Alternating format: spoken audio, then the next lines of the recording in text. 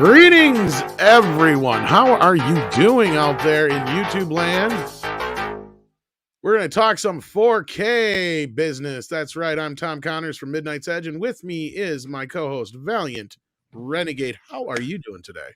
I'm good, man. How are you? I heard you got some new toys in the mail today. I did, and we might talk a little bit about that. Otherwise, I'm just starting drama on Twitter and all that business. But yeah. Yeah, indeed. And we got some great people in the chat, it looks like. We got Chef Nation here. How you doing? We got Deleted Scenes. Says, and here we go. And we got Pew Pirate. We got RJ Oldenburg. We got Samurai Vader here. I saw Mikey in here earlier. Heck, maybe I'll send him the link if he wants to come in and ask us some questions. He's a Padawan of the crew. And you know what? I'll just throw it in the Mead thing. And that way, if Script is available and he wants to hop in too, he seems to had a lot more knowledge about the 4K than I actually kind of thought he would be, but I'm not like he wouldn't. I mean, he's in the business, but I mean, I just didn't think he was that much of a. Not everybody in the business is a tech nerd about it. Right. I didn't know if he was like really that into it. So like, yeah, if they're around, they want to hop in. So yeah, it's other than that. So how's your week been? What you been up to? It's been a week getting a little bit closer to get the oldest one driving on her own. You know, she passed her driving test last week or 2 weeks ago now. So we've got to go and get the license. My mom got a new car Monday. So her car, her 10-year-old Honda Accord, will now be my oldest daughter's car. And it just so worked out. I was wondering, I was like, okay, I got to figure out how to get that car over here. We're going to have to get 3 people load up because my oldest still can't drive by herself, blah, blah, blah. And then it just so happens that yesterday, for some bizarre reason, and I used to fix up cars and do stuff like this, my starter was dying in my 2-year-old car.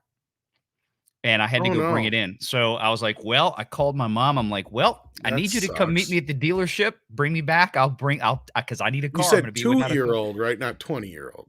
A 2-year-old Ford Explorer. Wow. Yeah. And I had an Explorer before then, never had any problems. And this is it's probably a fluke thing. God only knows. But I was like, well, if I don't bring it in now, I'm going to wake up next morning, try to start the car, and it's nothing. And then I got to tow it. So it worked out, it worked out. Like I said, mom got her new car. So the old car I could use, and I've got transportation for the week. So can't complain. So hopefully everybody out there in the chat's having a good week. We are live at 5 with the second edition of the 4K show. I like that. Yeah. We got Greg in the chat who I'll be hanging out with later. I'll probably be showing off some of my wares. We talk about more than just 4K on there. We talk about all kinds of media on there, but yeah. So anyhow, let's get into is this the same mic? This is the show. I might bring Mike in here one of these days if it's the mic. I think it is. Yeah. Same thing with Greg. We got to have on one of these days too. Speaking of, but we got some stuff to talk about up front. As you see in the thumbnail, there's some Terminator news. There's some other news, not as much as last week, unfortunately, but we got a little bit of news. But the big releases of this week, we should probably get to that first. The big Columbia box set came out this week. I take it you haven't had a chance to get a look at that yet. I haven't. We were talking about it a little bit backstage beforehand, and some of the titles in there definitely have my interest. It's been a while. I think I still have. Man, I don't even know if I ever got Taxi Driver on Blu-ray. That's how long it's probably been since I've watched it. I do have the old digibook of that. Yeah, I think I have. Probably it's a DVD. I don't think I'm 99% sure I do not have the Blu-ray of that. But they've got some good titles. And Stripes, man, that was one of my favorite movies. That movie holds up so well. I've probably watched that so many times. But again, it'd be nice to have a really good copy. Yeah, the movies that are included in this edition, which is Volume 2, and it comes in the red box. This is the Columbia Classics collection we're talking about. Mm-hmm. They contain the 4K versions and Blu-ray and digital versions of The Social Network, Sense and Sensibility, Stripes, Taxi Driver, Oliver, and Anatomy of a Murder. So there you go, kids. That's the 6 titles that are in that, in case you weren't sure. We also finally got a date for The Outsiders 4K edition. That'll be hitting shelves on November 9th, or, well, you'll probably have to order it online. Yeah. knowing the way things are nowadays. But yeah, so for those who may have been wondering about that title, we finally got a date on that. Other than that, let me see what else we got in the news here. We had the big releases this week were Green Knight. I haven't seen that yet. Have you got a chance to see it? No, I haven't. I've heard it's kind of slow, so I'm kind of slow to pick it up. I'm I trying don't to know if remember that. I'm pulling it up now. that's the one with like there was the trailer looked bitchin', but then everybody saw it and they're just like, "Eh." So that was yeah, it's a newer film, huh? Yeah. And then Free Guy was the other one, which I saw on digital here not too long ago, which it I was do pretty want to good. see that. You know, I'm it kind of looked. disappointed there's not a 3D version. I'll tell you that right now, not to go off 4K topic for a minute, Mhm. because I seen that it was in 3D in theaters, and I'm watching this before I didn't even realize because I saw it was listed when I went to see Venom. I was like, oh, it's in 3D. Well, I watched Yeah. it on digital, just regular in 4K, and I'm like, God, this movie would have been awesome in 3D, right? Like just the way it's done, I'm just like, whoa, that'd be awesome. But like, yeah, so I don't know, maybe I can import one, but that's a little neither here nor there. It'll happen Um, at some point. As far as coming releases, I know right before our show last week, I know they announced like they got the Karate Kid 4K box set coming out, yep, basically releasing in time for Cobra Kai season 4, which yes, I'm stoked for. I really, I've got.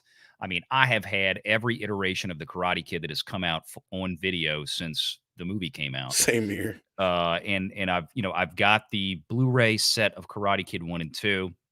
I've got the 4K of Karate Kid. Of course, they I were even never had that released. crappy full screen DVD that came out really early in the days of DVD. I didn't have that one. I know the one you're talking about. I never owned it, but I think at the time I was still working in the industry of doing home theater stuff, and we had one in the store. And I remember seeing it. I'm like, I can live without It this was one. one of the first DVDs that Sony ever released because Yeah. it like at that point I think they were just like, yeah, because I can't believe they didn't release it in anamorphic widescreen because they were pretty good at that early on. They were one of the first adopters of that. Early in the days of DVD, I think there was more studios that were just trying to pump out content. True.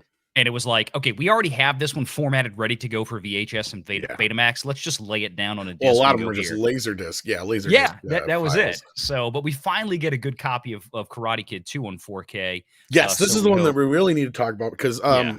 Karate Kid 1 is the same 4K Blu-ray we've had for a while. Hmm. But 2 actually gets some new bonus features, which has never gotten any love before. But thankfully, since we all saw those alternate takes in the last season of Cobra Kai, we all Hmm. kind of knew there had to be something. And so yeah, we're gonna get some deleted scenes for part 2. I know that much at least so far. Yep. And I gotta imagine they got together and did some kind of retrospective for part 2, at least a small one, like they did for the first movie, since they had all those people together from the Yeah. second film. I Oh, well, gotta yeah. imagine they And they took put. the opportunity. Oh, absolutely. When I saw that episode of Cobra Kai in season 3, where we got Chozen back, and when he goes to Okinawa and all that, I mean, it was just, I was like, there has to be something more to this. And then when I saw this announced, and of course, even Karate Kid 3, which a lot of people lambasted, and it was probably the weakest, certainly of the three that Yeah, Ralph Macchio was in. However, we pretty much know at this point we're getting Silver back for this season. true. It looks like it's coming that way. So you've Oh yeah, got they to didn't have Karate even. Kid 3, and this is a great time to put it out. The Yep. first, because it wasn't even on Blu-ray. If I don't It think was, but then it was one of it, those made to order discs, and then they yeah, just released it like 2 years ago with 3 and 4 together. Like, was the only way you could buy it in stores. with the Hillary Swank one. Yeah, Yeah, yeah, you yeah. could only buy Okay. 3 and 4 together, but then now they're just. But see, now 3, I don't think is getting any special features whatsoever. Not that I know of, and I don't even know if they're going to do a retrospective on part 2. But I was just saying, I got to imagine, considering they had that many people together from the Oh second yeah. film, they had to have done something. Because that's kind I of would what they like did to with the think first so. film. Was since they Yeah. were actually in the midst of shooting Cobra Kai, they got everybody together and talked about the first film for a new little, like I think it was like 20-minute little retrospective thing. And it was nice to have something new on the disc. So Well, because you the bring that up. Some of the things that I love about like Blu-rays and now into 4K is when, and a lot of people don't think to watch this, when you watch like the secondary audio tracks with the director's commentary and things like that, where they talk about as the movie goes through each scene, this is what we did, this is what happened. I don't know if you remember this, Tom, but when the Blu-ray came out for the Karate Kid, I watched it with Mhm. the director's track. Yep. And Ralph Macchio was part of the conversation on there as the movie was playing. And I don't know if you caught this, but this always just I loved this. Macchio asks at one point, he says, "Hey, do you guys ever know what happened to that old yellow Ford that Mr. Miyagi gave Oh me?" yeah, yeah. And he says, "No, no, when we sent it back to the studio lot, we haven't seen it since." Ralph says, "I bought it. I bought it after the film was over. I came back a few years later. I bought the car. I own it." Yep. And I'm like, I've been waiting, for Cobra Kai. Is like, I want to see that damn car. Yeah, he's had it ever since and kept it Yeah. running. Yeah. Yep. Yep. Yeah, it's really cool. Oh shit. And I don't remember if it was on that commentary or another interview with him, but I thought it was a funny story because John G. Elvison, of course, who famously directed Rocky in 1976, directed Karate Kid as well. And Mm-hmm. they were filming the beach scene, and of course the water was freezing, and Ralph gets in there and he goes, "I don't know if I can do this, John. It's just a little rocky." He goes, "Yeah, I know. That's the same thing I said to the studio." And that was the behind the scenes name of Karate Kid. It was Little Rocky. That was a joke. I don't know if it was a joke or a real story, but it ought to be true. I don't know if that part Ralph was, but I Macchio mean, told it, but yeah. but no, John Alvinson said, I mean, that was the nickname of the movie behind the scenes was Little Rocky. Yeah, and that moniker is Yeah. always kind of stuck with it, but I always Mhm. was a first person to go, no, it's different in certain ways. But yeah, it has a lot of the same tropes. But no, I can't wait to see that. And as far as the Columbia box set, for those who may be wondering, I don't know, and nobody really asked in the chat, but I was curious myself, so I made sure. Yes, Stripes will have both versions of the film on it, so you'll get the director's cut, or the extended cut, I should say, and the original theatrical cut in 4K. So there you go on that one. And other than that, I don't think there was anything too pressing because it looks like some people want us to get to the T2 news. So I think we'll jump to that real soon. Other than Misery 4K came out this week as well. I Mhm. got my hands on that one. Carlito's Way came out this week as well, and I got my hands on that one. Glorious Bastards hit the shelf, but we talked about that last week if I remember Mhm. correctly. The only other movie that kind of hit the shelves that wasn't a 4K movie that I wanted to bring up was Legend, because I got it because I've been talking to one of the guys, the guy who runs Arrow or whatever, trying to understand why we didn't at least get the theatrical cut in 4K. But until I get a straight answer from him on that one, I'll never be able to know, because I understand they can't release the UK version, and I understand that the director's cut is only in certain, they can't make it any better than it is. That's just the way it is. I understand that part. I'm talking about the original theatrical cut, but that's a completely different discussion. We're not here for that today. What we are here to talk about, though, is this new Terminator 2 Steelbook that is claiming to include a new 4K transfer overseen by James Cameron. Now, Valiant, do you recall any of the hubbub that went with I believe it was the 25th anniversary of Yeah, it was Terminator when they 2016 or released it in 2017. in Yeah. 3D as well? You talking about Terminator or Terminator 2? Terminator 2, like 5 years, Yeah, about 16 or 5 years ago. 17. Yeah. Yeah, they released it in 3D and they released it in 4K on Blu-ray. And do you remember what happened with that, or do you remember any of the hubbub around it, or? I mean, and if you're talking about the actual digital transfer itself, I mean, they did what some studios, for whatever reason, from time to time love to do, and I think we kind of touched on this last week, where they basically layered in a ton of DNR, digital noise reduction. They ripped out all the film grain. They made it look like it was shot on an Arri Alexa yesterday, which of course you do lose some of the detail. It just didn't look right, and it wasn't that great of a transfer. And I just remember looking at it and not being terribly enamored with it. And it didn't seem like many of the review places like Blu-ray.com, blue-ray.com, were real happy with it either. Yeah, I mean, yeah, when it came out, it was a big deal because the 4K version had been digitally scrubbed to shit, Mm-hmm. and it looked horrible. So much so that Lionsgate at the time, I think, had said like, "Oh yeah, we're gonna fix it. We're gonna fix it. Don't worry," and they never did. They never Mm-hmm. did. But then it is the 30th anniversary now, and Terminator 2 is coming to a new Steelbook edition. Yeah, and Mike, you're right. This would be an easy fix for them. All they have to do is go back to the original files, not use all the scrubbed. But the problem they have is, here's the thing with James Cameron. Outside of specific movies like I think Terminator 2, or excuse me, Titanic and Terminator 1, and maybe, no, I think those are the only two that I can think of. And, or perhaps, well, of course, anything, the what's the one with the fish? Piranha 2, I don't think he has any say over. So outside of those three movies, he has complete control over which version is released, and he has to sign off on those said releases. Okay. So the problem you have here is Lionsgate, who's releasing this, they can release these movies all day long as it's from the last version that he signed off on. Mm-hmm. Does that make sense? Yep. Okay, so they're saying that this is a new transfer overseen by James Cameron. Okay, according to Collider, let's read this real quick. This year marks the 30th anniversary of James Cameron's influential, iconic film, Terminator 2. To celebrate the occasion, Lionsgate has announced a brand new Blu-ray Steelbook for the film. Today, they announced the release date for the Steelbook will be in November. This brand new Blu-ray Steelbook will be exclusive to Best Buy and will include new restoration of the 1991 classic 4K Ultra HD, a process overseen by Cameron himself, which should appease those who were critical of the previous transfer.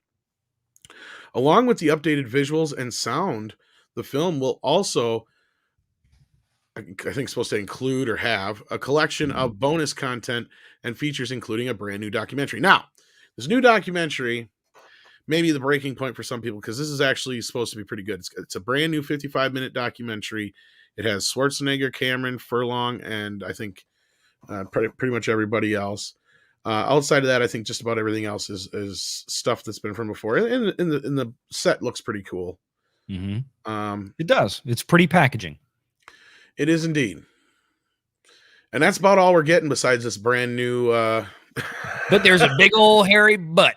This brand new documentary, which I guess you have to decide if it's worth $20 or $30 for that documentary for you, because our friend over at... well, shit, I had it up here, now I dropped it.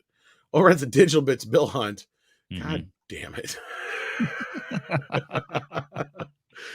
We'll blame Windows. Here it is. I got it. Okay. No, I hit the wrong thing. So, okay, so here we go. So he looked into this because this is something that he's been on top of since the start.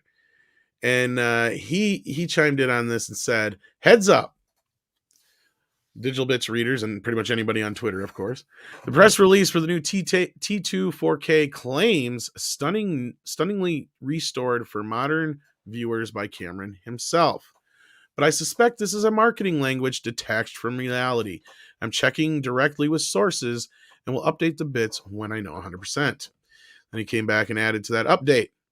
I'm now confirmed 100% that, as suspected, the new T2 4K Ultra HD uses the exact same DNR compressed 3D master as the previous release.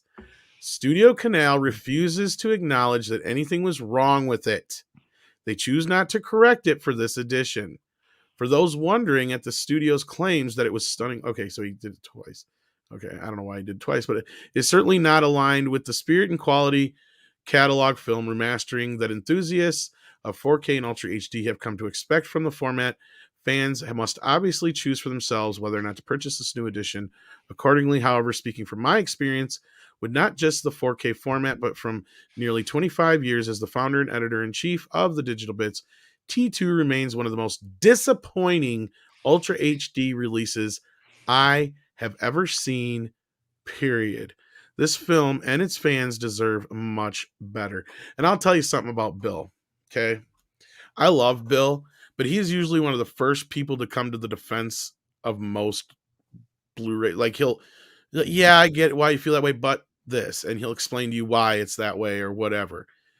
This is pretty telling for him to get to the bottom of this and be like, yeah, they're taking us for a ride here, right?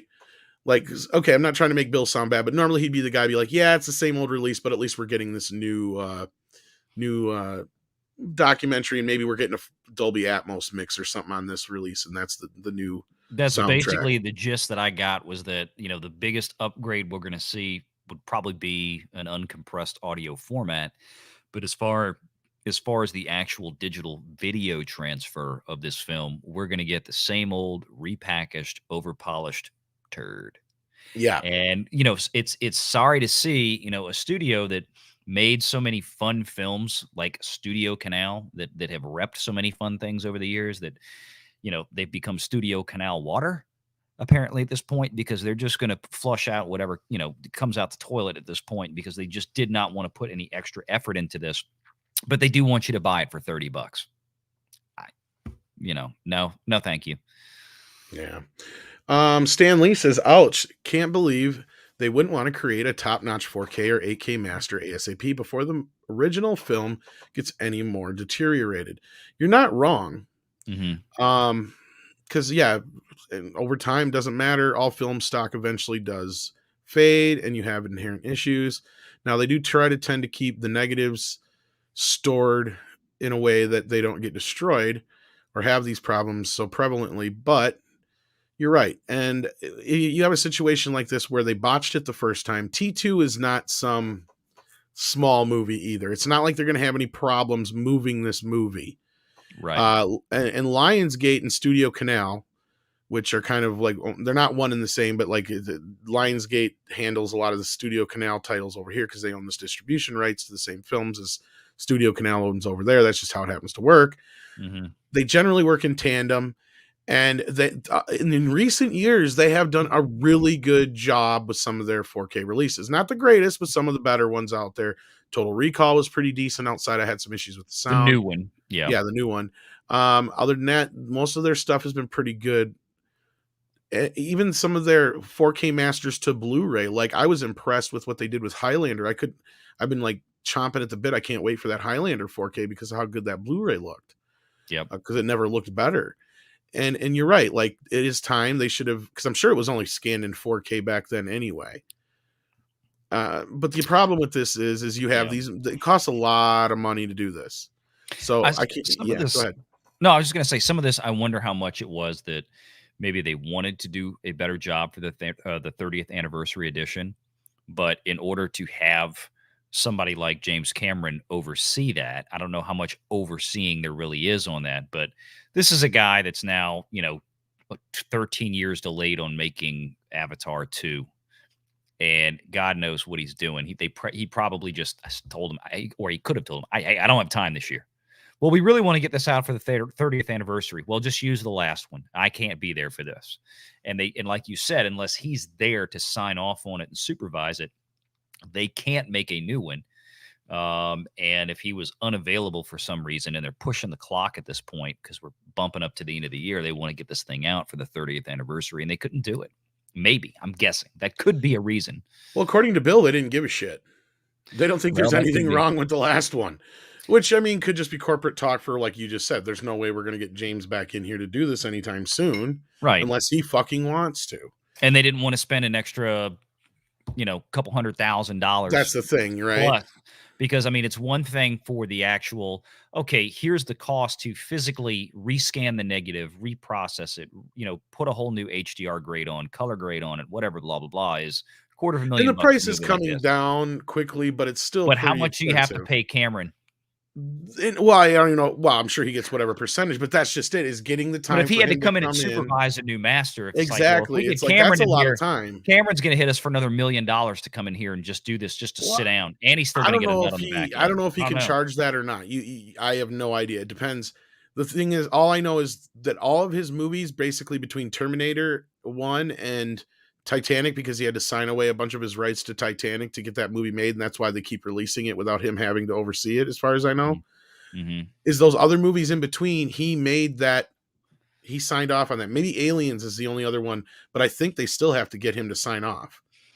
I could be wrong, but it may be just on the director's cut or something like that. But like, yeah, all his other movies, he has complete control over, and that's why we don't have The Abyss on Blu-ray. That's why we don't, which is fucking crazy, right? I know. We don't have True Lies on Blu-ray. No, Blu-ray, not I know, 4K. not 4K. Blu-ray. Yeah, the last iterations we got. I mean, I still have my Abyss Laserdisc because that's the last best copy that was made. Yeah, the It's a DVD I know is CV somewhat edition. disappointing from a lot of. I mean, I know they did a special edition of it, but I don't remember. I remember I don't have it, but like I remember people were griping about it at the time, so that's why I didn't buy it. I don't remember it being anything special. That's why I don't own Yeah, it either. Yeah, and I I was think happy with my Laserdisc. I'm like, well, there was no reason for me to migrate to the DVD. Otherwise, I would have. well, that's the thing is a lot of Cameron's earlier DVDs were just that Valiant. They were Mhm. just the last Laserdisc prints that he signed off on. Right. And And that's now why now some of we the got the earlier same versions of problem. his movies are garbage, like because that's all they could do. And Mhm. O'Devin is right. James Cameron doesn't do what James Cameron does for James Cameron. James Cameron does what James Cameron does because James Cameron is James Cameron. You are so South right. Park. Yeah. And Mike, the Mexican Iron Man, our buddy, our pal, our friend, our producer, and all that good stuff, says, our co host at times, you guys are doing a great job. Thank you so much, Mike. With this show, I am new to 4K universe, and last week was fascinating history of media. I love how you guys are approaching the show. Well, thank you, and it appears that most of you guys are agreeing. I appreciate that, and all the kind words we saw in the chat and other places I got. I was really surprised at how well the response to the show was. But don't forget to subscribe to Valliant Renegade too while you're at it. His link is in the description. He does have his own channel. He does really great videos, and that's right. Yeah, that's right. That's why I didn't buy them. Because that's what I remember. Would not. They never even did proper anamorphic versions, and I was waiting till they did them.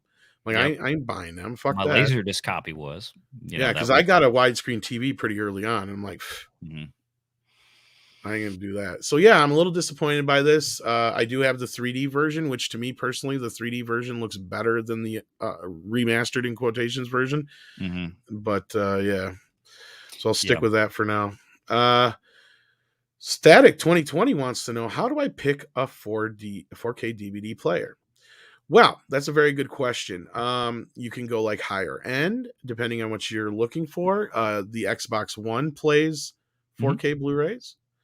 My go-to of choice is the Sony UBP X700. It's a very popular model. You can actually get it in most Walmart stores. It does a great job of up converting standard DVDs and Blu-rays, and even does its own fake version of Dolby Vision on Blu-rays, which actually does do a pretty good job of improving the light and darks in most Mhm. cases.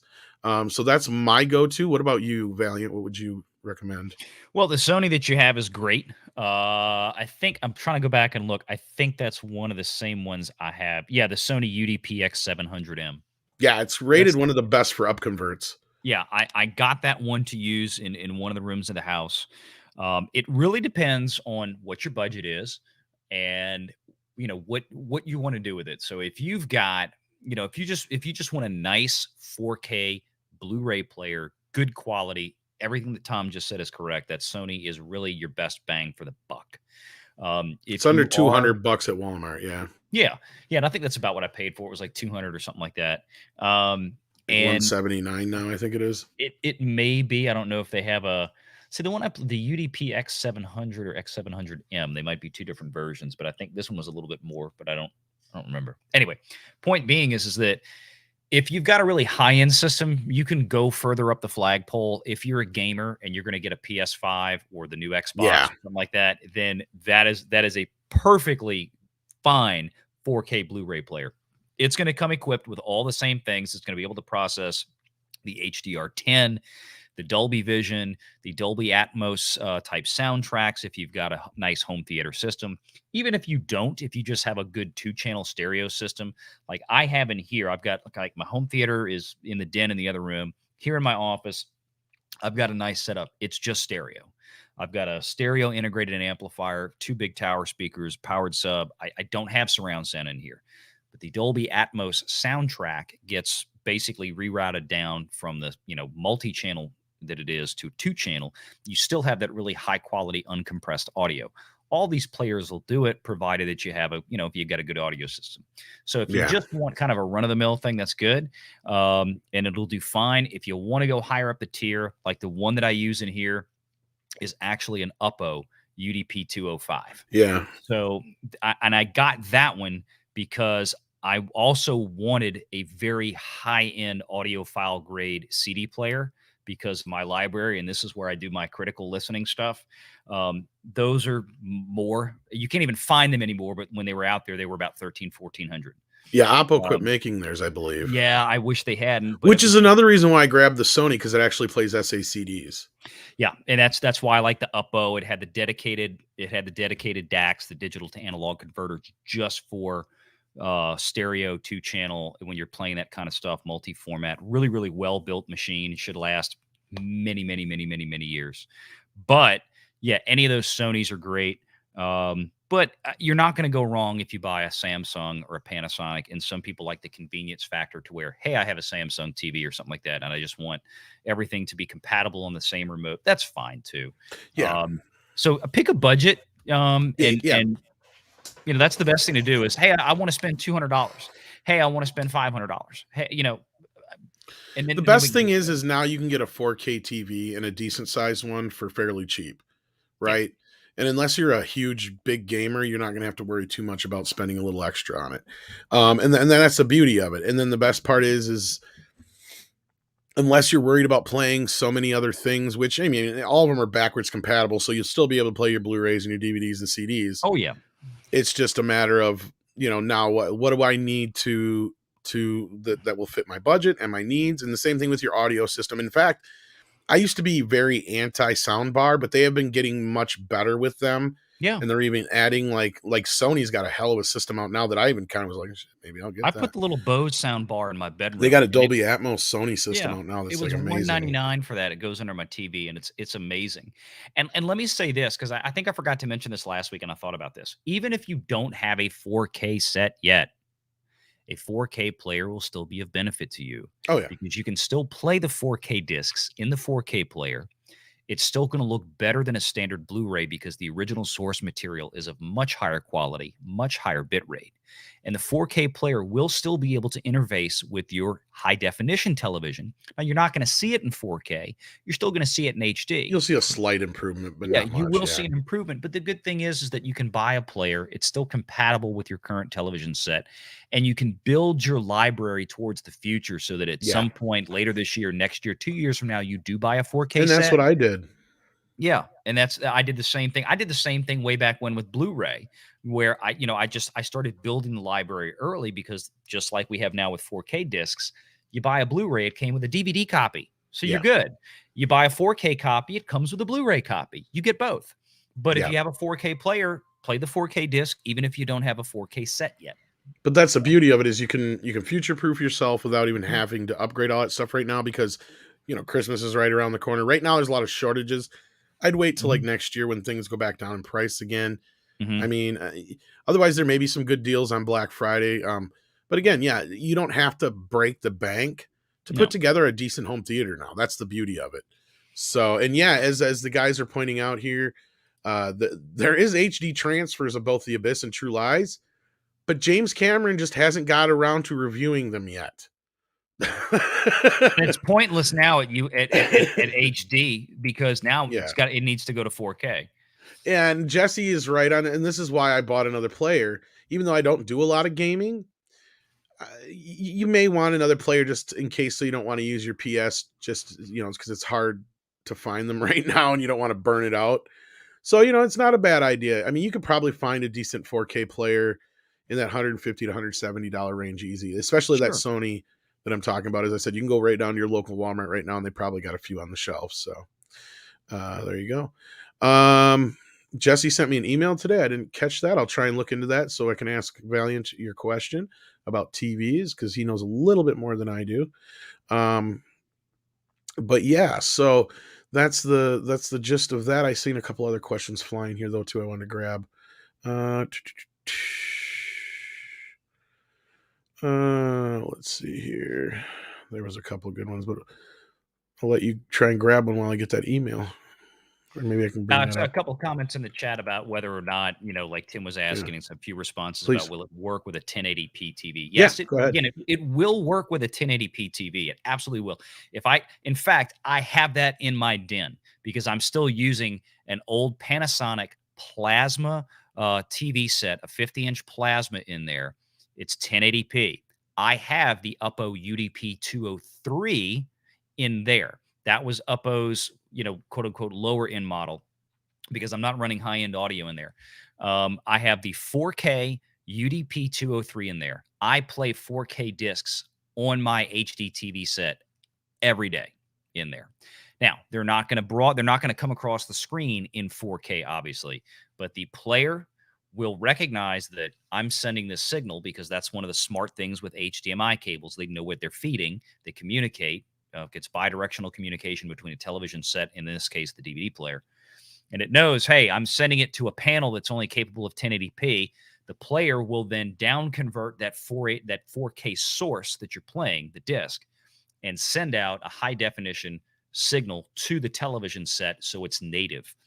And again, you're still going to get a higher quality image playing from that 4K source. Even though you're not going to get the full image quality of the 4K source, it's still going to look better than your standard Blu-ray disc just because there's much more information coming off the source itself. Right. It's like, when you have a regular picture and you have a much bigger picture and you shrink it down, right? Kind of same thing. Yep. And yeah, I have the same setup on my 3D TV. I actually have I think it's a Panasonic, if I'm not mistaken, Ultra HD player. It's the one I found actually for $7 at my local thrift store. I'm like, no way they knew what they had. I'm like, all right, I'm gonna buy it.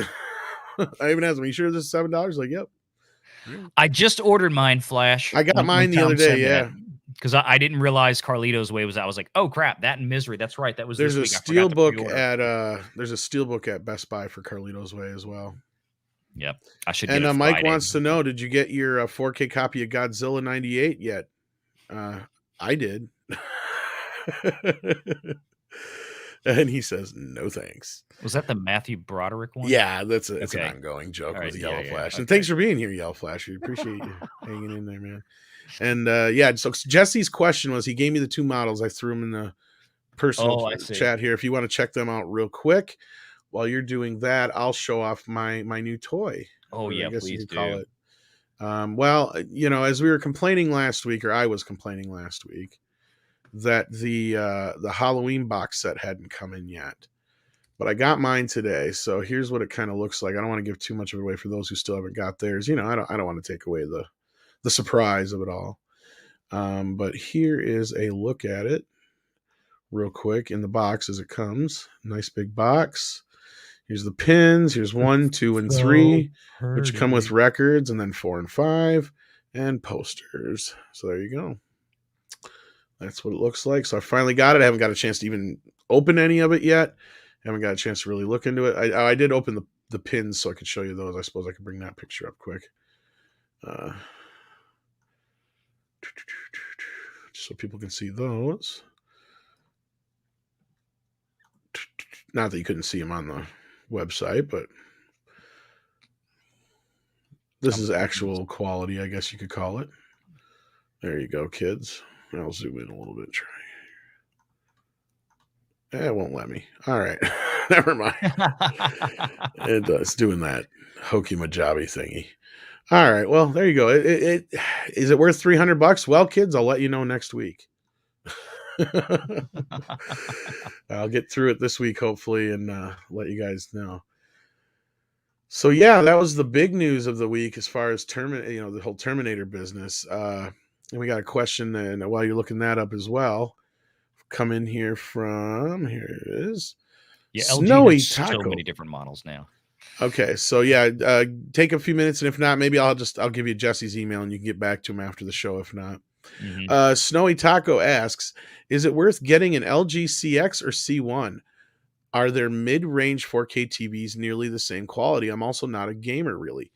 Okay, see, these aren't ones I'm too familiar. What's the difference between CX and C1 here, Ben? Well, I think the C1 series, and that's what it's the same thing I'm looking up for Jesse right now. Okay. So, for example, like the UPA and the UNA, he's got a couple of different models in there. I think the UNA is their new nano cell or their nano cell stuff, because now you've got, LG has had their OLEDs, which was their claim to fame.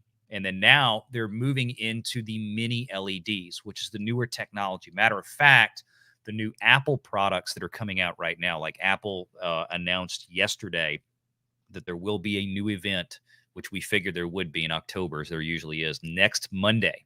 And this is probably where Apple is going to unveil the new MacBook Pro 14 and 16-inch models, and hopefully a new Mac Mini Pro model. The new MacBooks are now using, like, Apple skipped right over OLED and they went right to the new micro or mini LEDs. This is kind of like the new technology. It's like the next progression. It's the next step, supposedly. More brightness, Now more let's contrast, explain what you know. the nano cells are, because I kind of know what nano cells are. Basically, you have a pixel, right? You guys know what a pixel is. Basically, the nanos are pixels within the pixel. Okay, so we're getting that defined in how much information and clarity we can put. And that's where I believe the difference between C1 and the CX, is that what they said, is just the amount of nanocells they're using. But again, you're almost like, I mean, I'm sure that the difference is huge to a point on certain levels, but I mean, just how good probably a C1 looks to a CX compared to the price range I'm willing to bet, and this is just me shooting in the dark. Yeah. You're going to probably be just as happy with the mid-range. Yeah, I mean, look, this is an LG C series behind me. This is a 2019 LG C series, which is their upper end. The only one that's more expensive was the gallery editions, and it was a slimmer television set with a separate box, so you could literally hang the damn thing on a wall flat up against it. And otherwise, pixel quality wise, they were really identical. This set for $1,400 or whatever I spent is one of the best looking things I've ever seen. You'd have to spend $3,000-$4,000 to beat it. The bargain. Yeah. And as Stanley says, it's real LED. There's no backlights, and it's perfect blacks. Yep. Because when it does, it means it just goes completely off. It's a true, like, every single pixel on the screen. This is what OLED does. Every single pixel on the screen can be turned on or off independently. And that is not, I mean, traditionally with LED or even LCD panels before, you would have edge lighting. So you'd have the pixels themselves, and then all around the outside of the screen, you'd have LED lights that would illuminate it to get the brightness. And that's why some of those older sets you'd see like a rim around the edge. Well, of not the just set that. I think an easier way to explain it is, okay, you're watching a movie, and you notice when it's a night scene, even when it's like completely dark, it's not quite black, right? It's still just off shade of black. Now with these TVs, you're not going to have that problem. If it's black, it's going to be black. That's the thing, is there's always that backlight to it, to where no matter how dark you could try to get the screen, it's just never going to get to that deep, dense black. So yeah, you get true, exactly like yellow flash. You get true black. Don't lose shadow detail when you do that. Exactly. And that's the best part. And that's, like we brought up last week, we're talking about like The Nun, especially watching it, in a good 4K copy of a movie like that, where there's so much shadow and black, because it's a horror movie, right? Most horror movies are like that. You want those real good scares that the director intended. A good 4K set with that HDR, good OLED screen that can actually render not only true black, but also render true black while not destroying the detail in the shadow and the black. Exactly. Yeah. That is it's when you see that, because there's going to be movies out there for that you guys haven't watched maybe on a good 4K set or a good 4K copy, especially horror movies. You're going to watch them for the first time and go, oh crap, I never noticed that before. I never saw that there. It's because it's been compressed and squashed out before. Yeah, they used to crush the blacks a lot, is what it's called too. And that's where you get like the artifacting in, where you have like a really dark scene. And then where you normally would be just black, pitch black, you may notice like a bunch of like digital boxes and stuff start to... It pixelates. Yeah, it's terrible. See, now what the difference is normally, like, that's because your entire screen is firing all the time, no matter what, if you're on a plastic screen. But now with these new nanotechnology, that part that would normally be black will those won't be firing at all. They'll just be off up until it reaches a point where it gradually comes into, light. So yeah, it's really kind of interesting how it works, and it looks amazing. Basically, like, I used to compare looking at HD TV like looking at a painting, like a really nice painting. Like now the way they're doing it with this nanotechnology and the the OLED and whatnot, is it's almost like looking out a window. right? Like that's how bright and dark it is. The contrast is there, the clarity's there. So we're getting Mhm. there, kids. I mean, it's going to be amazing in the next few years what they're going to be able to do with some of this stuff. Oh, yeah. So Oh, there yeah, you go. definitely. So yeah, I'll try and I'll give Valiant your email, Jesse. That way he can try and Yeah, uh, I pulled something answer. up. I don't wanna get too off kilter on that one, Yeah. but I mean, yeah, I mean, basically, they're just 2 different versions of the nano cell. One of them is not pulling up for some reason, but, Jesse, if that's this kinda size you're looking for is the 86, um, we'll hook up, and I'll show you what to get. All right. Basically, give me your budget, man. Tell me what kind of budget you're looking to spend, and I'll find the best set in that budget. All right. I'll give you his email here. I'll just send it right to your Twitter. That way you have it. Oh, that's fine. Perfect. Yep. And other than that, let's see here. What else was there going on the 4K agenda this week? Well, I'm sure we have a couple more questions otherwise. yeah, no, like I said, I think since the show last week, I managed to watch a couple of new 4K, not new 4K discs, but new for me. I Mhm. finally got to see Nobody, which I loved, Yeah. What'd you think of and that?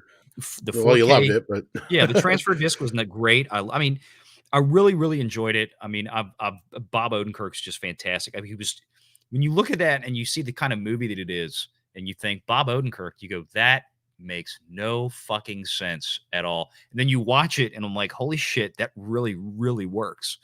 And Christopher Lloyd working that he's the pump one. action Yeah. shotgun at the end of that movie, man, that was, oh my god, that was priceless. And then the other one, and I watched this almost like within the same 24-hour period, and we're talking about Terminator 2. You're talking about, extreme digital noise compression, or digital noise reduction to where they rip the film grain out and it doesn't look right anymore. It looks terrible.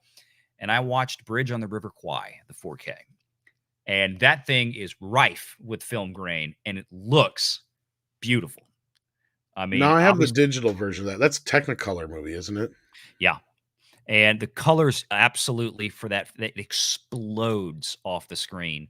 The detail is just, I mean, every stitch in the uniforms, the facial details, the skin pores. I mean, it looks, I don't even know if it looked that good in the theaters in 57. Probably Uh, not. yeah, Like, no. I mean, it looks absolutely astonishing, and they didn't put so much as an ounce of digital noise reduction, or if they did, I can't tell. And it really looks amazing. But it's one of those things you go in knowing I'm watching a movie that was shot on an acidic film stock in 1956, probably when they shot it, or 55. It's not going to look like it was shot on an Ari Alexa yesterday. And if you try to make it look like that, it's going to really destroy the film itself. It's going to make it look terrible, and it's going to wind up. People would bitch and scream like we are with Terminator 2, rightfully so. So and it's just that really really impressed the hell out of me. yeah. I mean, that's the thing.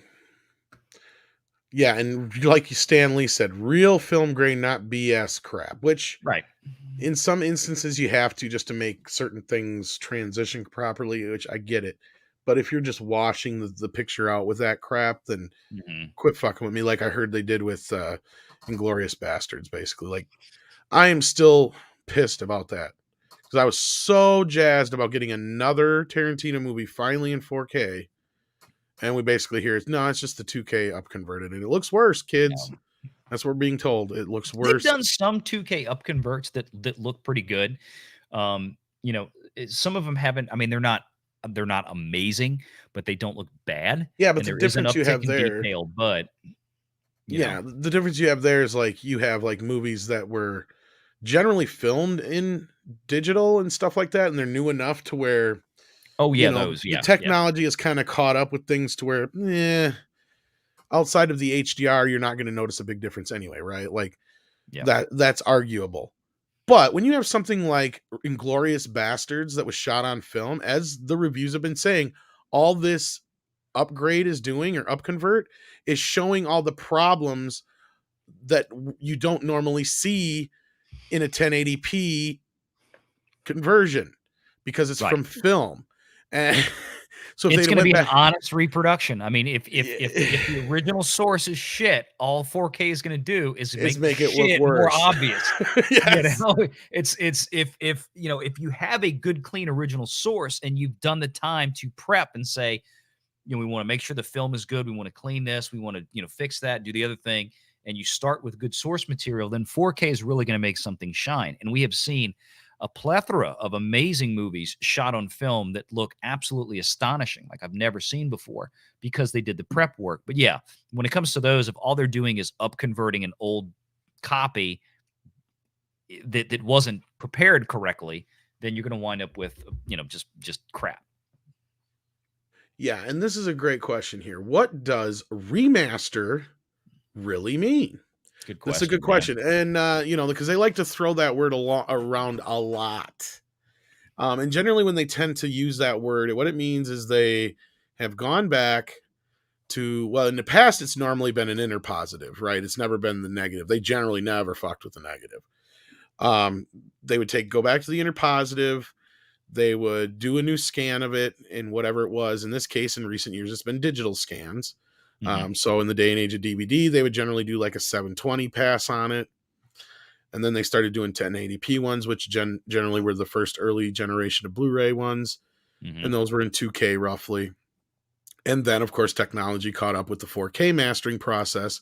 So basically, what you'll do is you'll take the film itself, whether it's an inner positive or the actual negative, and they'll generally run it through a wet gate. Which what it is this a formula of chemical that is basically the same composition as film. So then, when what they'll run it through there, and then that chemical will rest on the film. So if there's like huge scratches and all that kind of stuff, it'll rest in that area and fill it in. So then that helps in the process. And then so they'll scan each and every frame. I think it's 3 times per second or whatever usually. Like because like they do a black and white and then the red, or no, it's 4 times maybe because they do the black and white, the red, blue, and the green, They do right? separate. Yeah, they do an Yeah. RGB scan. Yeah. Yeah. So they do an RGB scan. So that's 4 times each frame has to be scanned. So they Hmm. go through that process of the entire film, and then they go to the soundtrack, and then depending on what they have to work with, they'll either just take a straight rip from the, you know, original. If they have like the original Nagra and all that kind of stuff, they can actually go back in and really give us a good sounding soundtrack. Or in a Hmm. situation where you have like with Dracula, where they don't have much to work with, which is what I'm going to talk about here in a few minutes, Hmm. they just basically had the baseline of what it was. So they did the best they could to take, you know, to take out all the noise and the pops and all that kind of stuff. And so with digital technology, sound has come a long fucking way. Yeah. Um, and they've come up with some really cool things for sound that is going to really help in the next few years with Dolby Atmos and stuff like that, that I'm really kind of interested in, but that's a whole nother thing. So yeah, you have that whole process. And then once they get all that scanned into the computer, at whatever resolution they scan it in at, whether it's 2K, 4K, 6K, 8K. Then they go to the mastering process, which is where they recombine everything. Hmm. And then they got to go through scene by scene, in some cases, shot by shot, fix problems, be it a splice that is in a bad place, whether the film broke, if there's a lot of scratches, all these minor problems that go, and they can go, like I said, anywhere from shot by shot to frame by frame in some cases. Then they Hmm. got to go in and do the recolor timing and the lighting and the contrast and all these things. So it's quite a lengthy and expensive fucking process. Oh yeah. So it's understandable why it's not the easiest to get some of these movies out. You know, And it's like also why when they cut corners, you get shitty looking titles. exactly like And Inglorious Bastards. yeah, and I mean, when you do, and what Tom's talking about with like the scans, the RGB scans, exactly what he said, like with the coloring process, and you'll see this talk about a lot with 4K releases, with the high definition color grading, the HDR10 new coloring process, where like I was talking, Bridge on the River Kwai, great example. You know, they go back, that was shot in Technicolor.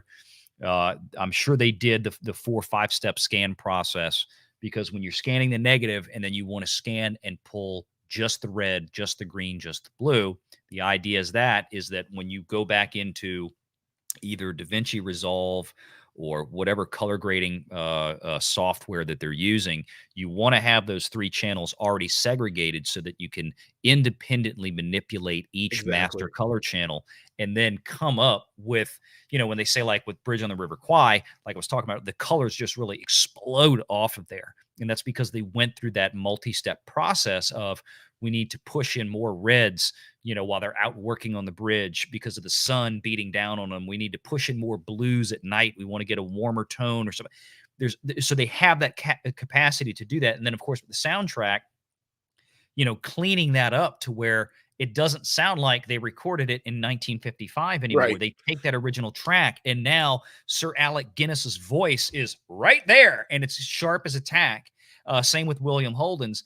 Everybody else, I mean, it On doesn't top of sound all like the it's explosions and guns coming yeah. from all over. It doesn't sound like it's going through an old record player gramophone horn like it used to when they would With- record it on wax records. Yeah. Underneath everything, yeah. Yeah, they clean. So I mean, they could just have easily have remastered or rescan that movie in 4K, run it through the wet gate, where it's just putting that ceramic polish on the film basically and cleaning up some of the crud and filling in some of the cracks, and then said, "Here you go."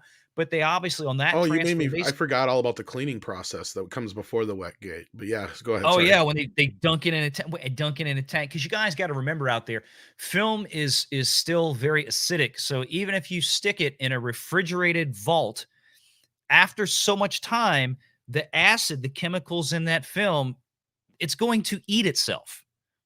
So that's why, when they talk about, they got to go back and they have to restore film, or they have to rescan these before it's too late.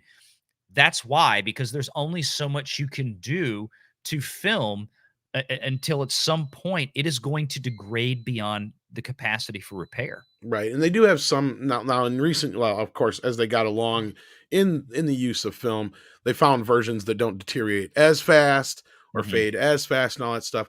But you'll get a lot of these movies where, like Star Wars, for instance, when they pulled that out of storage for the special editions, I believe it was all green, from what I remember them saying, because it had lost all the red and the blue elements in the film. They had deteriorated away.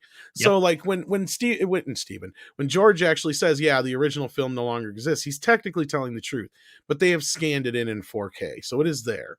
But then that's where they got to go in and manipulate it enough to where it looks like it used to look, and where they probably have to create like artificial, like red and blue negatives basically for it in digital form to fix that. And it is a lengthy process. In some cases, very expensive, takes a lot of people to do. It's so time consuming. Yeah. Like beyond belief. Like I forgot about the cleaning process, which goes before the wet gate scan. And that's where they go through and they clean the film off. And it, in some cases, it can help a lot. Sometimes it can make shit worse. It's a risk. That's just it. They don't know what's going to happen until they actually pull it out of the can and start working it. And they might take, it's like, okay, we're going to take the first 24 frames of black before the credits even roll, and we're going to stick it in the solution, and we're going to see if this shit falls apart, it's game over. It's like Jaws had a lot of bad splices in the negative. Yeah. They had to fix. There was some really bad ones in that. There's a really great, if you have the Jaws Blu-ray, even the regular Blu-ray has this documentary on it where they basically take you through the process of how they fixed Jaws. If you have it, check it out. That's a good way of kind of getting to know how it works. Otherwise, the other movies I caught this week that I picked up, since I didn't get my Universal Monsters box set, I just went and grabbed Frankenstein and Dracula in the Steelbook from Best Buy. And on specifically the Dracula one, I don't know about Frankenstein, but on Dracula one, they actually show how they went through the process of remastering that. And that also shows you a lot of those processes we just talked about as well. Because Dracula is one of those movies that's so old, they only have, I think, like an inner positive. And when it came to the Spanish version of Dracula, they actually had to use a reel from the UK that was still in existence to fix the third reel, because they didn't have the elements there. So that's what I'm saying. Like, they'll run into these problems where you just don't have it, or the original negative is so fucking damaged. Like Valiant just said, they'll stick it in the solution and the fucker will just disintegrate. They're like, oh fuck. What are you gonna do now? Yeah, or whatever image or color is left just bleeds out. I mean, and it's just, and they pull it up and the negatives are blank. So it's a very, now obviously the older films, like we keep talking about Bridge on the River Kwai, I think Wizard of Oz, think back, 60s, 50s, Yeah. 40s, 30s. Those obviously are the film stocks that are the most delicate and most dangerous to work with, because I mean, unless they've done transfers to newer film where they've literally copied the original negative onto a new negative, maybe 10, 15, 20 years later, and they've done that periodically over time, that original negative is, I mean, at this point, we're talking about movies that are approaching 100 years in age. Yeah. It's just not there. Now, movies that were shot on film back in the 80s and 90s, it's a different story. Like Tom was saying, it was a newer, more modern film stock that was more resistant to that kind of thing. They didn't have to use as much acidic content, I think, to produce the film and to develop it. So, that's why when you get Not films as like, combustible. yeah, exactly, they don't burst into flames. Like, speaking of Inglorious Bastards, Yeah. but movies like Starship Troopers and Unforgiven, two of my favorite Yeah. film Really movies great that were transfers. transfers. Yeah, beautiful transfers, exquisite from the 90s. Very different, in terms of film stock and how that worked. They back didn't then. have to do nearly as much work as what Valiant is saying. And yeah. Yeah, no. And Primark Vulcan asks a really good question here, because I don't even think about this sometimes. We should really define some of the things we say before we start getting into the techie talk. I apologize, guys, because I haven't seen Jesse was lost earlier too. There, he's like, I'm fucking lost. It's like, I apologize, guys. We'll get better at this. Interpositive, and interpositive is okay. You have the negative, which the negative is the actual film that was in the camera shot on the day, right? So when they take that negative, they have that processed, and then they usually put that away. They don't ever mess with that again. They'll have what are called interpositive struck. And that is just basically as close to as you can the negative as possible. And those are used mainly to do all the editing with, when they used to have to do it physically back in the day and all that shit. Mm-hmm. Nowadays, they'll just take the negative, if they even do it in film, which they don't normally. Like, okay, let's just say, for instance, the last Tarantino movie, which he did do on film. Now, what they would do for the day is he would do his filming. He would send the film off to probably Kodak or whoever would do the processing of it. They would take that film, scan it directly into the computer, and then he would probably get 4 or 6K files back to work with. And then they would go put that negative away. So that's kind of how the process is now. But then back in the day, that's how they used to do it. But before that, they used to treat the negative like shit. That's why a lot of these movies don't exist anymore. So up until about the 60s, 70s, maybe some of the 50s movies, they may still have some of the negatives for, but like prior to that, you're hit and miss. Like, Yep. Yeah. So yeah, the best thing, it's the next, as Tim Hayes says, it's the next best thing to the original camera negative you can usually get. Yep. And again, it's also at mercy of the time. It all Mhm. depends on when it was struck. So if it was an interpositive that was struck back in the 60s or 70s, it could still suffer from all the same problems that you have. So Oh yeah, and they still use a similar process today with digital. So when they go out and they shoot these movies now, obviously they're shooting it on these digital ARRI Alexa cameras, or they're using Reds or something, but they're using what's called a RAW format. There's not even an image there. It's just binary code in ARRI RAW or Red RAW. It is a RAW format, 16 stops of dynamic range, everything, and it's 1,000 gigabytes a second of data, all kind of crazy huge shit. files. Massive files. Those never make it to the theater. You'll never see those again, because what they do is, once they get in and they start working on these films and they start color grading and they start doing post-production, adding CGI, that's when they get converted into a different format, much like the interpositive was to the original negative. The raw files basically get archived. And once they finish doing all of their grading and produce a final result that is, let's call it projector ready for the theaters, that raw footage is now gone and archived. If they go back and do any kind of, remastering, which at this point I doubt they would, because it's already in digital, Right.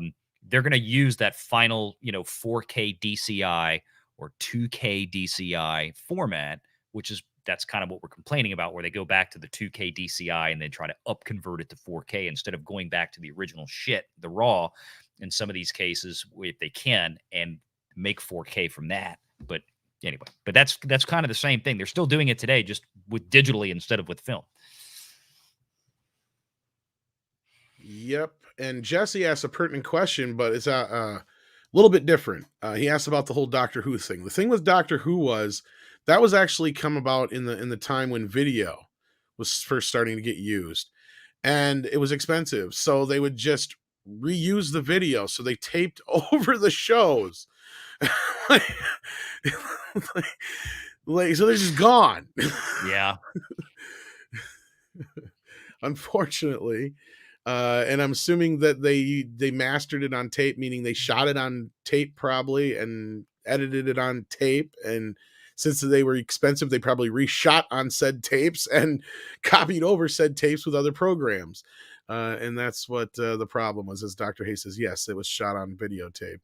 So you'll run into that, unfortunately. Yeah, a lot of television is a problem. That's why we'll probably never get a lot of shows in 4K. I mean, there's some shows that are produced now in 4K, but unless they really go back and go and remaster them, like a lot of them you're probably only going to see on Blu-ray at best. And in most cases, that's just because they happen to shoot the show on film, which is a rarity, unless it was like a nighttime drama and shit like that. And 9 times out of 10, anything past what would you say, 1960 or 70 would probably be an all shot on video. I'd say definitely some sitcoms were late 70s, 80s. late We got 70s. to that point. I mean, well, they started using it back in the 50s. That's the thing. They actually started using videotape back in the 50s quite a bit. Yeah, I just don't think it was as prevalent. I think you still, most of your major shows back then were still being shot on a film. lot of them were either live or on film. Yes. Yeah. Because I think that's the thing, is I think even, I'm trying to remember, because I know like the Twilight Zone is shot on film, but it's not. But I think some of it's shot on, like it was shot live. It's weird. Or not live, but a different kind of, like a new kind of video thing they were using at the time. I can't remember. I'd have to look it up again. Anyway, that's off topic. Point being, yeah. Unless you have something that you can master from at least 8 or 16 millimeter or up, it's never going to look good enough to even try to bother to do on 4K. And MASH was actually done on film. MASH has been upgraded to HD, but it has never been released on Blu-ray. You can watch it, I believe, on Paramount Plus in HD, though. And yeah, so in that case. Yeah, the Batman show is actually in HD now, Jesse. I don't know if we'll ever get a 4K release of that, unless they were smart enough to scan it in 4K when they did those scans. Because that was a once in a lifetime fluke. In 4K. Because technically now Disney owns those. That's the whole thing, is DC and Fox had to come together to release those, and that was like a once in a lifetime thing, because they'd been trying to get them to work together on that for years, because Fox licensed Batman to make the TV show back in the day, and now DC owns the character, and then they had to sign off on it, so Fox could never release Batman on video. That's why we never got it over the years. And then finally, like, what was it, 5-6 years ago, they've released that Blu-ray set, that kick-ass set. I got the box right over there too. I'll go grab it. I don't remember that one. Hang on. Vamp like Dracula. Vamp like Dracula. Oh, he's going to go find it. He's actually going to go depart to go find it. Okay. Well, let me go back to the chat here while he's doing that. And I'm sorry, I was looking up a couple of TVs people were asking about. So let's see, we've got in here. I'm back. Oh, that was quick. Never mind. Oh, yeah. Very, very cool. And you got a little Batmobile. Yep. Mine don't make the noise, though. I'm so pissed. It's supposed to go, no, or whatever. Don't do it. Gee, I was about to say, thank God nobody screwed up the 60s Batman show. I'm like, well, give him time. Give him time. I still got it. They can't take it away from me. Yeah. But, I already got the original Twilight Zone on Blu-ray. That I do know. I don't have that one, and I don't have Batman. I never really bought many of the TV shows. We're here to talk about 4K, so yeah. Was there any other 4K releases? Oh yeah, I forgot to talk about Dracula. Oh yeah, Dracula and Frankenstein look pretty good. They're from they mastered them back in the day. I bought that big ass box set, and you know what? Honestly, it is an improvement, but since they're old black and white films, I don't think I'll buy any more of them on 4K. Maybe the only other one I would be Bride of Frankenstein, if they come out with that eventually. Because at this point, I don't watch the rest of them enough to justify it. Yeah. So, I mean, yeah, it's an upgrade, but those Blu-rays are from the same masters, so they look pretty damn good. Yeah, and there's only so much you can do with movies of that age. and especially when they're shot in black and white, because again, a lot of the big, not all of it, but definitely a lot of the big advantages going into 4K is certainly the color depth. And we're talking about black and white movies where Right. you've eliminated that. It's all You have, you know, contrast mainly. right? Yeah. It's contrast, which again, the 4K upgrades will definitely provide you a lot more dynamic range because that's all brightness. None of that is color. It's all about ratios of black to white, grayscales. So your whites are going to look brighter. Your blacks are going to look blacker. Some of those black and white movies I can really benefit from, but I think you're pushing the envelope there with some of those older ones. But yeah, I mean, if you look, the bottom line is if you love the way it looks on Blu-ray, then you're probably not missing terribly much. I don't know how much of a jump you're going to get in 4K for those. It does give you a bit of an improvement on the contrast side of things, Mhm. a little bit more of clarity and what's the word I'm looking for? Resolution, but Mhm. that's not the word I'm looking for. Just sharpness and detail, or Details. But here's the thing. Here's the problem with movies like Dracula and Frankenstein. They were shot at a time completely on sets, heavily lit, and there isn't a lot of detail in them. right. Like a lot of what you already saw, like I can't believe I'm fucking saying this, but you're not gaining that. It's. I guess it's going to be subjective. It's It not the really format, is. it's the source. So if I mean something in like buying South Park or The Simpsons in 4K, you're not going to really get a much of an upgrade that probably most anybody's going to notice over a Blu-ray, right?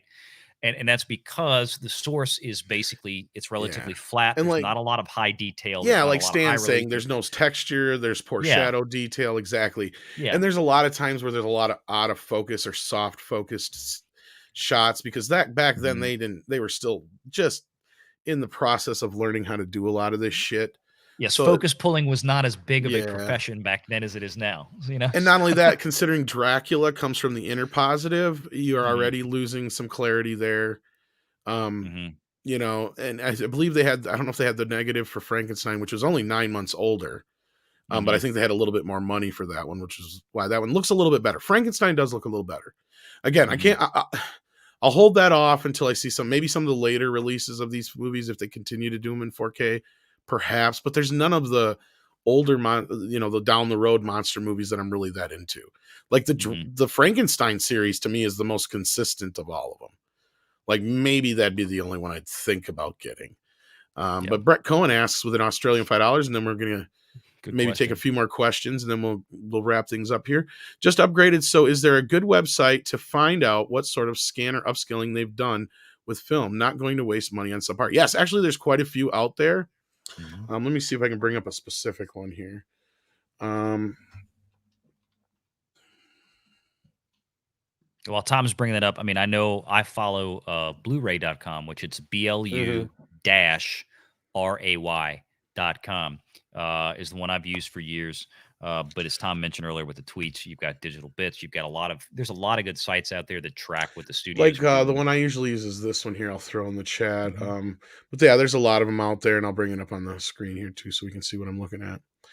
Um, yeah, and it just kind of breaks down all the releases and whether or not they're real or fake.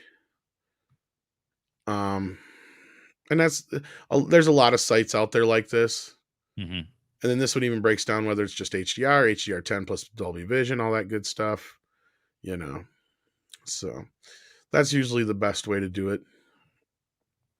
And a lot of times, just read reviews too. A lot of times, like guys over at the Digital Bits and stuff like that, they'll Mhm. generally specify where it's from. So that's the Yeah. best way of doing it. Pretty easy to do. Yeah, if you're ever curious about it. But like, yeah, like that's the thing is like it come up with this Terminator 2 thing is yeah, technically it is a force scan of the negative, but it's got all that digital bullshit on it. So They ripped it to pieces, you yeah, know. it's kind of a And it's not the first movie that has suffered from that problem. It certainly won't be the last.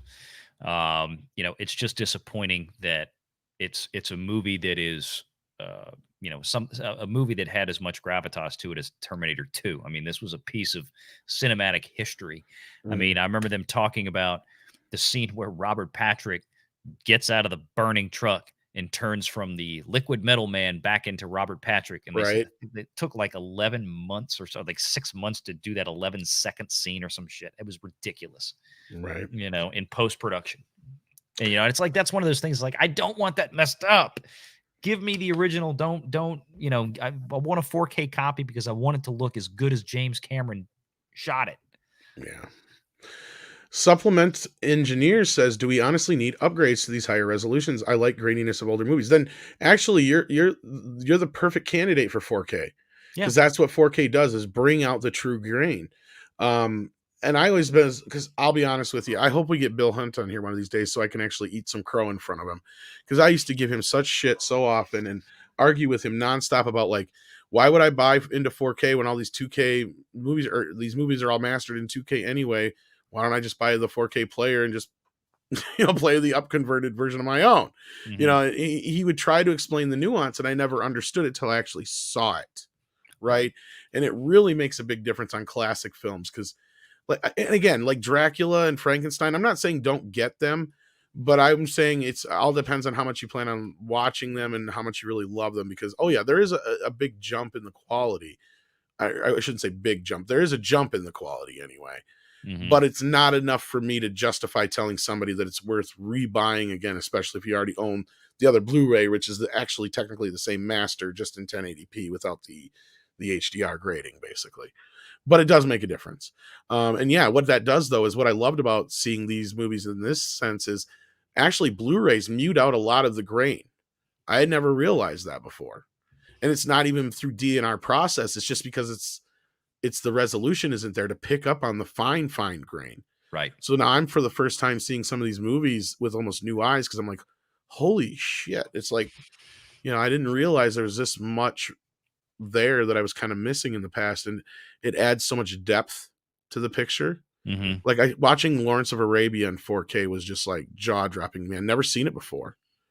And as Yeah, I have Valiant not said, seen the 4K version yet. well, I'd never seen the movie period before, and this was my first experience with it, and Oh, I'm glad it was, because he was on a big ass TV with 4K, Dolby Atmos, all that business. So to me, it was like an experience, and I'm like, this is how this movie should be experienced, right? Like, even though I wasn't seeing it on a big screen in the theater, chances are I'm seeing it in a better quality than I ever saw, than anybody who saw it back in the day. Because Mhm. you're right, all those prints that were out in the theaters were 3-4 generations away from that regular original negative, to where this is as close as we're going to get to as good as it's going to get. Yep. And that's what you're gaining with this kind of experience, and that's what I love about it. So there you go. Cyber Soldier asks, will we get the Addams Family on 4K? It's coming next month. It was supposed to be out before Halloween, but now it's got pushed back a couple weeks. But it comes out next month. The first film is coming. Yeah, I think, I just looked at that earlier. Let me go back and find it. It's actually What got the the date was. extended music scene in it with the MC Hammer? mamushka. No, the mamushka scene. Yeah, MC Hammer. Yeah, they should put the video for that on there. That'd be nice. That would be cool. They do what they want to do, say what they want to say, live how they want to live, play how they want to play, dance how they want to dance, kick and they stomp for an Addams Family. Oh God, you just went through that. You went through that like it was nothing. Too legit. Too legit to quit. November 9th. November 9th. Yep. So 4 weeks Thank from you. today. Yep. And there are some good newer films out there. Don't get me wrong, because a lot of them, they're at least catching up with the process, and they're, better. And as Andre says, two of them that are really good right now are The Guest and Godzilla vs. Kong. I've heard good things about them. I don't have the 4K version of Kong, though. I have the 3D version. I know. And yeah, this is another thing that Mike points out is a great point. Heavy grain films also end up giving a lot of digital noise off. So if you don't have a high bit rate and it's not scanned at a higher resolution, it'll look worse. And 4K does eliminate a lot of those digital noise problems. That is correct. Yep. And again, like, I had to eat a lot of crow on this. I never thought 4K was that big of a deal. I'm like, why do I need that? You got to remember, like we talked about last week, you're talking about Blu-ray, which is 2.2 megapixels, right? Think of this stupid thing that we all carry around, okay? The iPhones. This is an iPhone 8. It's still got, what, an 10 megapixel camera on it? You're watching Blu-rays, high definition is 2.2 megapixels. The last camera that I knew of or that owned that had a 2.2 megapixel sensor on it, like when digital cameras first came out, was probably 20 years ago. So you're talking about a huge upgrade, and there's so much more information that the 8.8 megapixels of 4K can resolve, which is why you're seeing that big a difference. Remember, you're going 4x. You're 4 times more pixels than you are with high definition. So just as you guys are talking about, if you love film grain, or all the digital noise and the artifacting that you would still see in Blu-rays, even though they looked markedly better than a DVD, you're going to go. It's going to be that much of a jump up again when you go to 4K. And like I was talking about earlier, you want film grain. You need to go watch stuff like Bridge on the River Kwai, because that is a very, very Right. healthy amount of grain. They didn't strip so much as an ounce out of it. You saw every piece of grain, especially in the opening sequence. But then when you got to some of the other scenes where you could tell they used a different film speed or something, the grain would kind of reduce some. It was a little bit cleaner, but that's the way films were back then. You were shooting a night scene. You're going to be probably shooting with 3200 or 1600 or 6400 ISO film speeds, much more sensitive, which meant much more grain in the image. Versus I'm shooting in broad daylight. Now I'm going to shoot with 160 or 200 or 400 film speed film, which is much less sensitive, much less grain. So you'd see those transitions in it. And 4K's really resolving all of that. You're getting what these films were meant to look like when the director was standing behind that camera. I just started watching 10 Commandments in 4K the other night. That looks amazing. Oh yeah, that Absolutely one looks amazing. beautiful. There's a Technicolor one they had to reconstruct. Yeah. Actually, it's funny you bring that one up, because that was when we were talking about earlier. I was trying to remember what movie it was because now I remember that was the one where they Mhm. were talking about how for years the movie had looked like garbage because it had been the inner positive that they had been using for all the scans. The Technicolor strips were out of line, so the Mhm. movie looked all kind of fudgy. Oh, So yeah. this is like the first time they went back and digitally realigned everything, so everything looks great, and it Mhm. looks beautiful. It's It a does. great looking It picture. is a jaw-dropping, and it still has all of its natural film texture to it, but the colors, oh my god, just Pop. explode off that. I mean, and you gotta remember, like, okay, Bridge on the River Kwai, they were in khakis. It was a rather bland color palette overall. You go to something that was shot in that same that golden age era, like the Ten Commandments, and the costumes in that movie, the scenery, the reds, the Right. purples, the golds, the greens that would The just depth of all the stuff that they have in the explode sets and off of all there. that Oh, shit, yeah. the detail and the texture and all the set pieces, the costumes. I mean, That is shit. a film lover's wet dream. Oh, That it is is. so true. Yeah. And Mark Hott asks again, and we actually answered this earlier in the show, but I'm going to throw it real quick since we quickly answered it before. My vote is for the Sony, let me get the right name, UBP X700. And you can usually find that at Walmart's. And in fact, hopefully we can get an Amazon thing sooner or later. I might as well link it to that and help you guys out and make a couple of cents on the side. But yeah, that's my pick. And then otherwise, Valiant had said there was a Pioneer, you said, or Panasonic. I can't remember. Panasonic, I mean, they all make a pretty. I mean, I don't. Again, and if you missed this part of the conversation earlier, Mark, it really depends on what best is for you. I mean, the best player out there, you're going to spend between $5,000 and $15,000 on. If you really want best, I mean, go get the Krell 4K player. It's only $6,000 right now, and that's used on eBay. So I mean, it depends. Now, obviously, you don't need to go that crazy with it. The player that Tom is talking about, the Sony ones, is just fine, because you got to remember, just like Blu-ray was a format that Sony originated, 4K Blu-ray is still a Sony Philips format. Sony Philips did the original Blu-ray. I don't know if Philips is really still Yeah. involved, but this is why Sony really makes still, I think, some of the best players for the money, bar none. You're not going to be unhappy with that. Now, if you're going to tell me, Mark, that you have a $50,000 system already sitting there, between TV, speakers, and everything else, and be like, spend a little extra money, go up to the $1,500 something or $2,000 something. I could give you some suggestions, but best is a very relative term. But yeah, for most everybody, for 99% of the audience out there, that Sony one that Tom talked about is great. Yeah. And somebody asked earlier if it's region free. No, it is not. Mhm. But all 4K Blu-rays are region free. Mhm. So you, in that sense, like if you're getting it to watch a 4K Blu-ray from overseas, don't worry about that part. But if you're worried about watching the Blu-ray with supplements and stuff like that, then you're gonna have to worry about a region free player, and you can get those for, depending again on how much you want to spend in that same kind of region.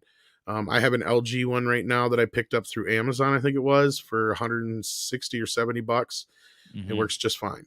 I don't watch a lot of the movies per se, unless that's just because the movie isn't available here, the version isn't. Generally, when I buy stuff that's region free, it's because there's supplements and stuff that are not on this version over here. That's generally it.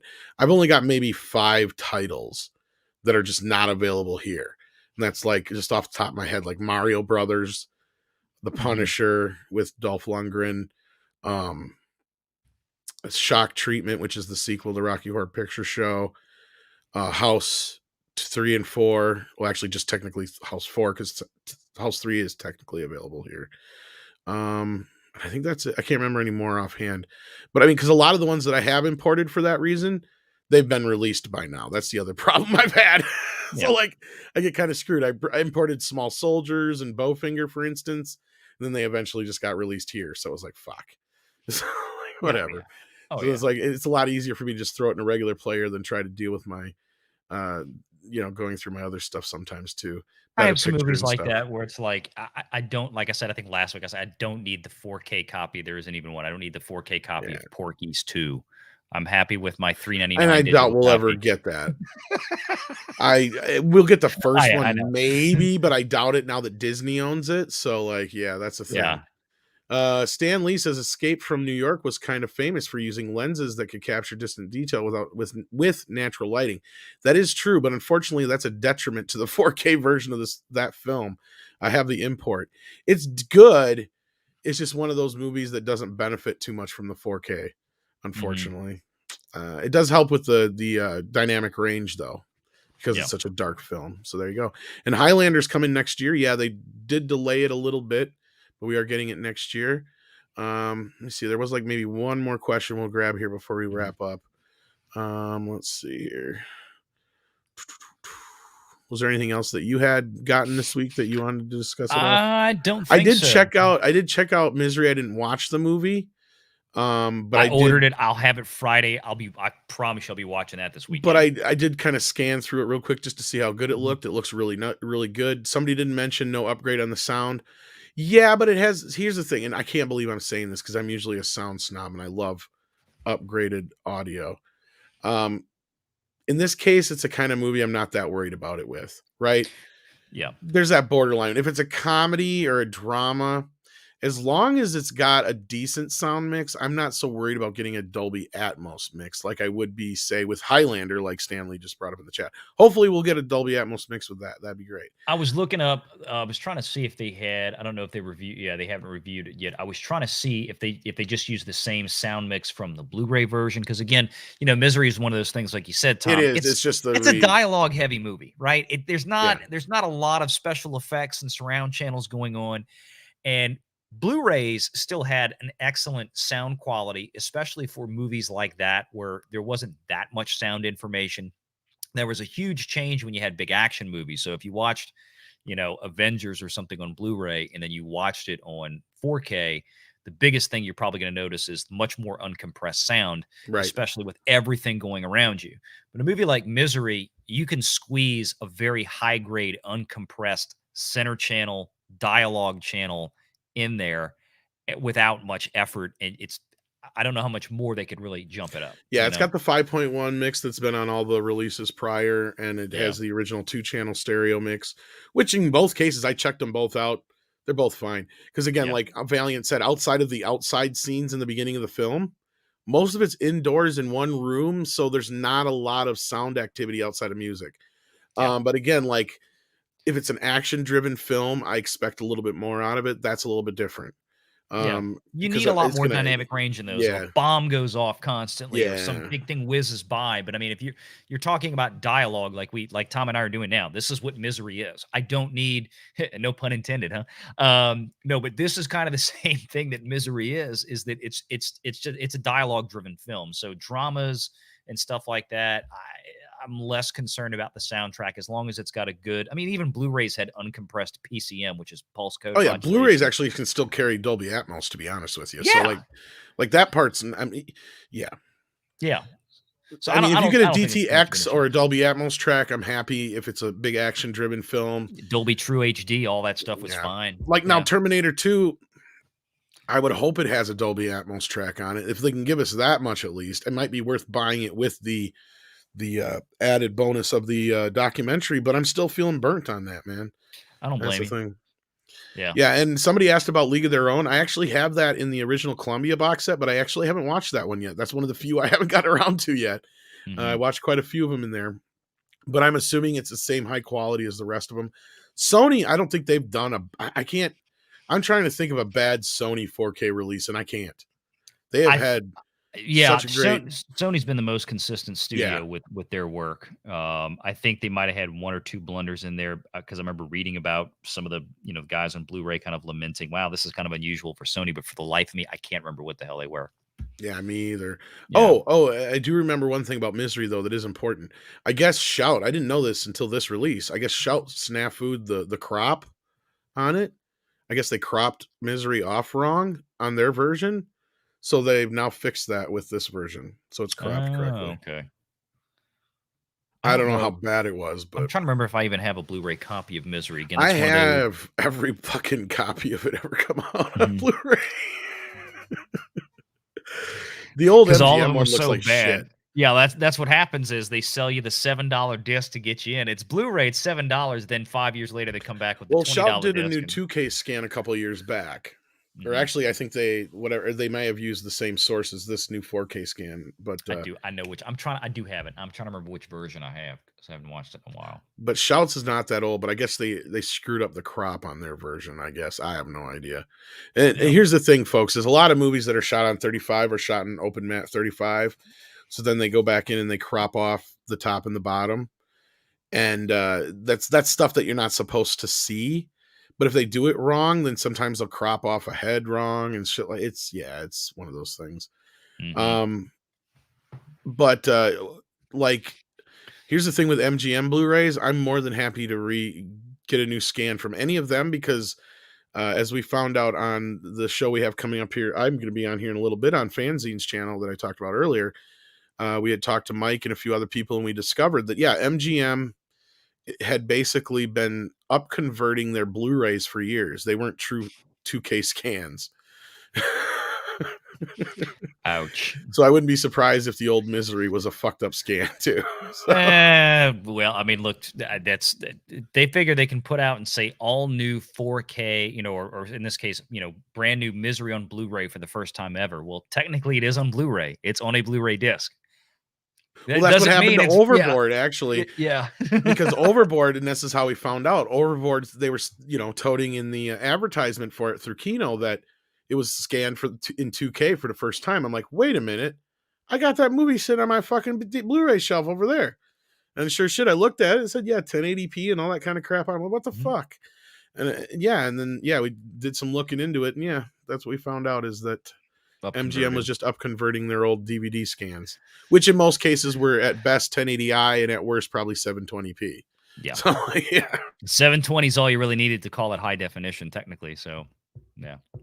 yeah, but at least some companies wouldn't lie about that. That's at least I can give them that. Like Yeah. I've gotten some movies that are 1080i. I've gotten some that are 720p. But at least they tell you. So yeah, Severin, thank you, Mike. Yeah, he's the one who actually did it. So There you go. yeah, Well, guys, the chats out there has been amazing the last 2 yeah, weeks. you We've guys have been been averaging great. like 300 people the last couple of weeks. So Yeah, obviously this show has been fun for folks. So you guys keep sharing this stuff out. Share it out on Twitter and Facebook, social media. Let other people know out there. You got friends that are big into this kind of stuff. Send them by. We're having fun. yeah, you guys are like, I can't believe the response to the show. I'm so glad you guys are loving it and loving the discussion, and you keep us on our toes. I do love that. Uh, It's Yeah, fun with well, all the tech questions. It's like I'm back working in, my old high school right. and college jobs again, just selling and designing these A little high-end home rusty theater in some systems. spots. Yeah, yeah, but I'm still like, okay, now I'm starting to remember how I did this and that and the other thing and how we design. I'm so like, yeah, I'll go look at this TV. Let me see what's right. So no, it's been great. I don't know what this is all about. Superman should be in prison. What the fuck? What do you guys think about Superman? See, I'm assuming MS thinks is asking about what we think of the Superman 4K that's out there. My only complaint is that they didn't do the extended cuts in 4K. That's my only That's complaint. kind of what I was waiting for. Yeah, I was kind of like, I'm gonna be patient because I want them to, and maybe they're doing like Peter Jackson. We got to put out 18 different versions of Lord of the Rings until you get the one you really want. But we know you're gonna buy every fucking copy we put out. It's like Well, I that's do. probably a case that yeah, they just haven't scanned most of it or the whatever. Yeah, so Could be. I can understand that, or they don't have the stuff available for it. Mhm. It happens. Oh And yeah. Russ just recently discovered us. Well, thank you for discovering us, or glad that you found us, I should say. And thank you for watching today, I meant to say. Yes. Welcome aboard. This is only our second episode, so you're all caught up. Yeah, absolutely. Yeah, definitely, Yeah. definitely. And as I said, we're going to start bringing in some guests and stuff so we can have a little bit more conversation about some things. And we're just kind of getting our footing here. But you guys have made this a huge success starting out. And thank you for that. You guys helped with that more than anything. And of course, I want to thank Valiant for all of his expertise. If it wasn't for him, I'd probably be wading in the water from some of this stuff because I'm just dipping my toes into the 4K realm. I was very resistant for years. I was just like, nope, Well, and Tom get keeps off more up my to date with lawn. a lot of the new releases coming out, so that's good. So this is a good partnership here, because you're staying up to date with what's coming more than I am these days. So you're kind of like when you said, "Oh yeah, Carlito's Way in Misery." I'm like, I'm going over to Amazon. While you were saying that, I'm like, order. Oh, it'll be here Friday. I'll be watching it this weekend. See, now that's So me when I'm on Greg's show yeah. later. That's those fuckers cost me money. If he's still in the chat, he knows exactly what I'm fucking talking about too. I'll have And to one of the check that one worst out later. But worst yeah. is, and this is a gentleman we're gonna have on is Mike. This Mhm. guy's the worst one because he's cost me more than anybody because he's always got these fancy ones and stuff that I've never heard of before. And I'm just like, what is that? It's like, yeah. So Mike, we're gonna have to bring on here one of these days too. He knows a lot of this stuff. So yeah. Cool. Uh, Definitely. and Edgy number one just asked a question we answered before.